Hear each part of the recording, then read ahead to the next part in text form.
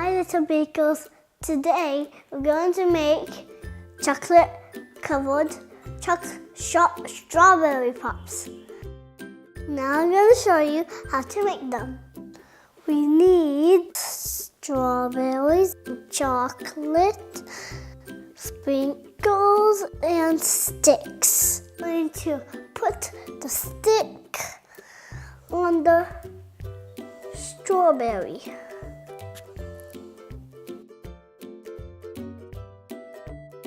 Now we're going to dip it in the chocolate.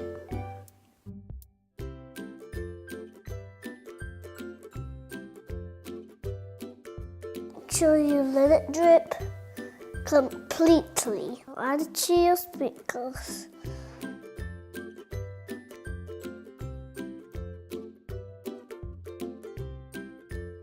When it looks like this, put it on your baking sheet.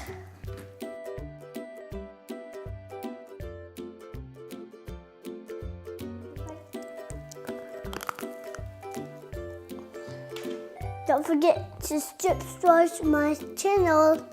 Bye guys, thanks for watching.